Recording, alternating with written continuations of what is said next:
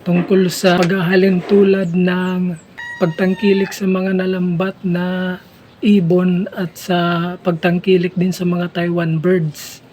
Yan yung mga napag-uusapan ngayon sa ating community. Ang masasabi ko sa parting yan,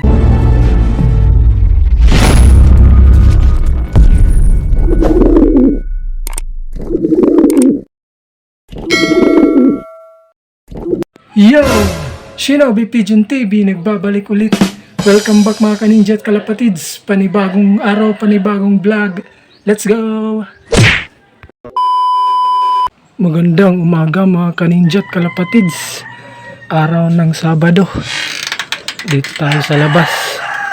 Sa ating loop. Mini loop. Check natin ang panahon. Maliwalas ang panahon. May mga ulap-ulap. Pero doon clear blue sky, nabubulol pa. Dito naman putok na yung araw. Sikat na yung araw. Ito yung mga warriors natin. Parondahin na natin to. Mga warriors natin. Mamaya may pag-uusapan tayo. May pag-uusapan tayo maya guys. Ayan na. Nasa training box na ang ating mga warriors. Time check muna tayo. Oras 6:56 ng umaga. Ready. Release. Yun sila. Umikot. Yun na.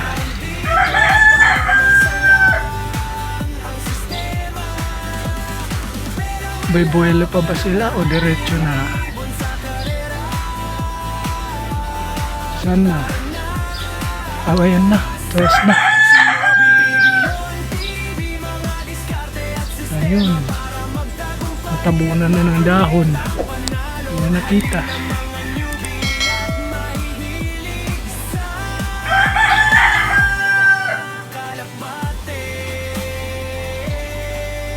Ganda ng kalangitan.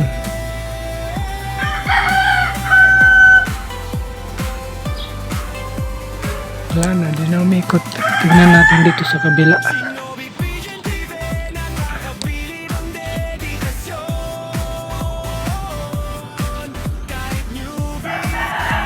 Wala na rin dito, di na makita. So wala na, nag-engine na sila. Ayan, nalaglag pa. Maya na lang ulit guys. A few moments later. So yun, mukhang nandito na yung mga warriors natin. Ayan, naririnig natin lumalanding. Time check, alas 8:09 na sila dumating.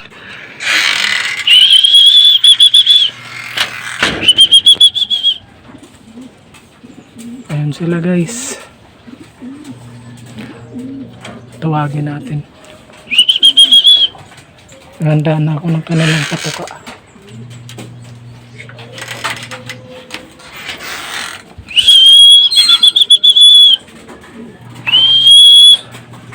Dami kong ginawa. Mga kaninja, kaya ngayon lang. Sakto naman sa oras na dumating na sila.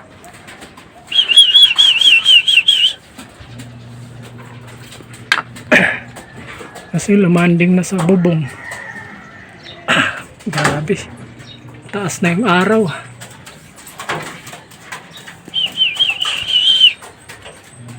Ayan, hinihingal pa oh.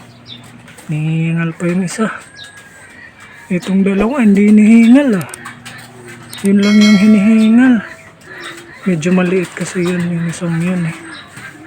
Kapatid yun yung nawala. May pag-uusapan tayo tapos natin ito pakainin.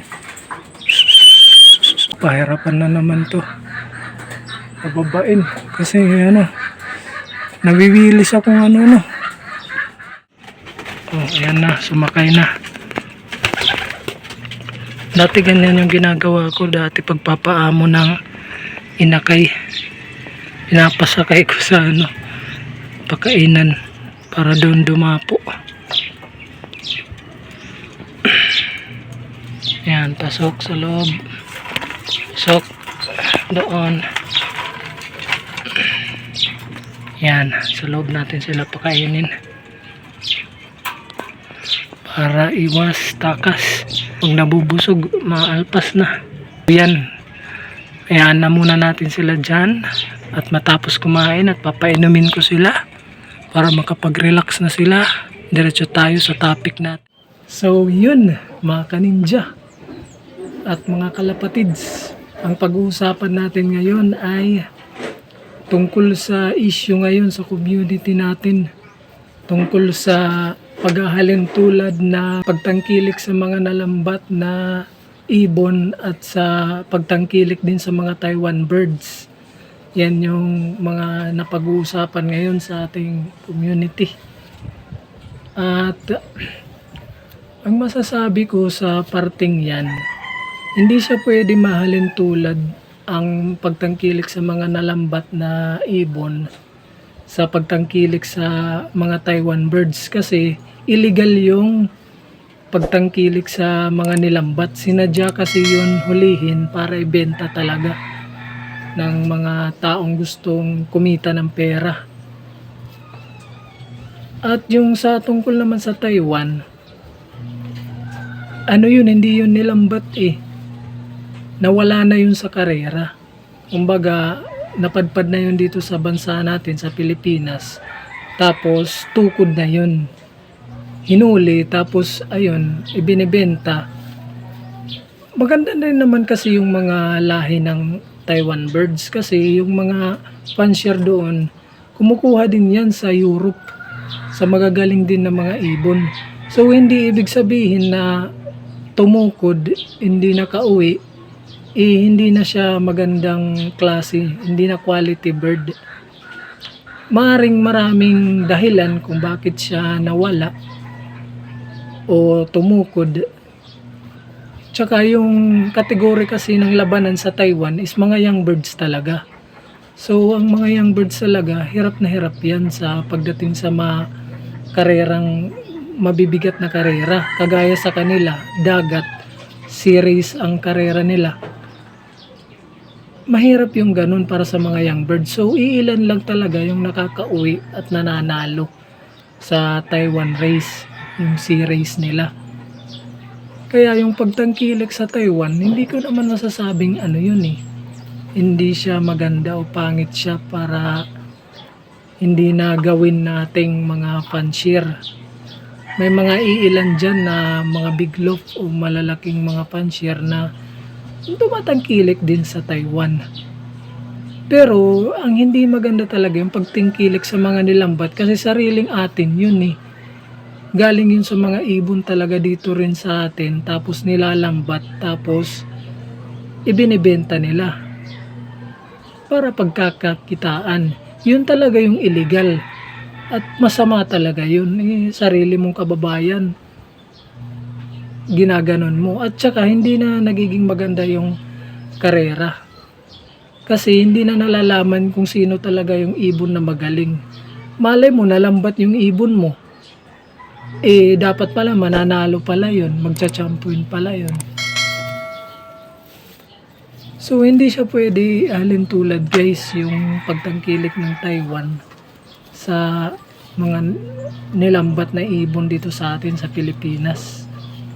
Mga nagsasabi na dapat gawing legal na rin daw yung pagtangkilik sa lambat. Hindi pwede yung ganon.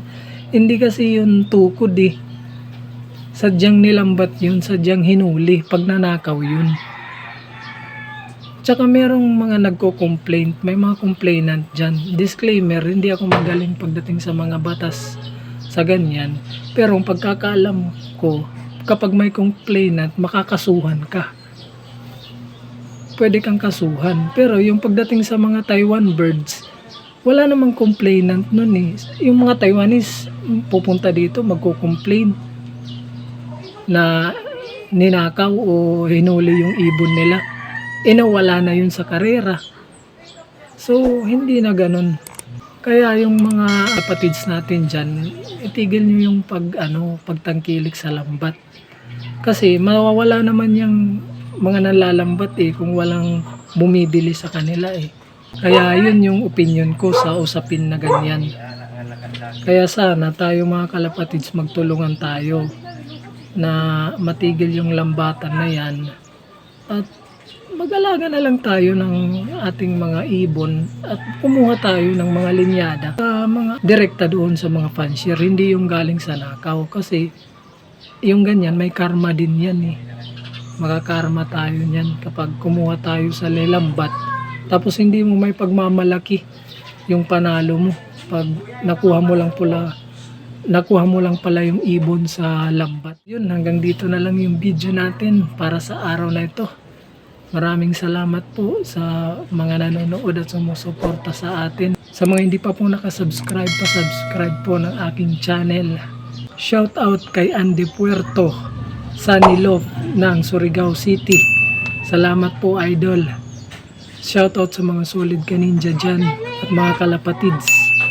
Dito sa ating channel, ang unang pinapalipad ay pangarap bago ang pakpak. Happy flying! Bye! Shinobi Pigeon TV.